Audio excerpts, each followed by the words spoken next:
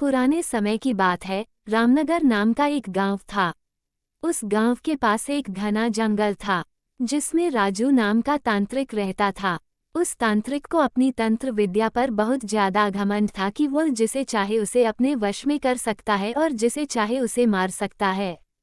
गांव वालों को ये बात पता चल गई कि राजू तांत्रिक अपनी तंत्र विद्या का इस्तेमाल करके गांव के युवकों को एक एक करके अपने वश में कर रहा है और कुछ समय बाद ही उन्हें मार देता है।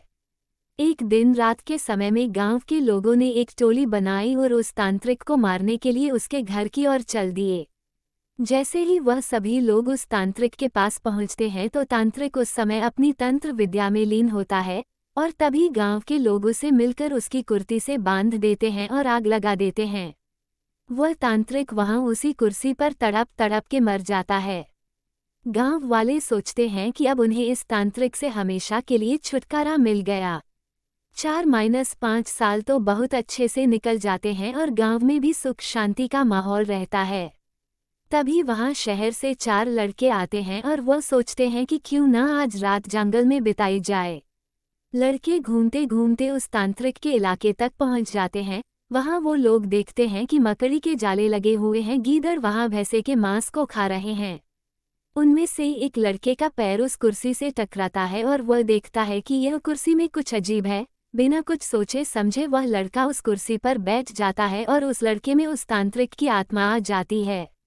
आत्मा के आते ही लड़का जोर जोर से चिल्लाता है, अब होगा मेरा इंतकाम पूरा, अब मैं इस पूरे गांव को जलाकर नष्ट कर दूंगा।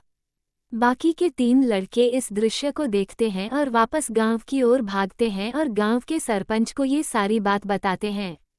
सरपंच गुस्से में आकर उन लड़कों की डंडे से पिटाई कर देता है और बोलता है कि तुम्हें किसने बोला उस जंगल में जाने को और उस कुर्सी पर जाकर बैठने को। लड़के माफी मांगते हैं और अपने दोस्त को बचाने की तरकीब पूछते हैं।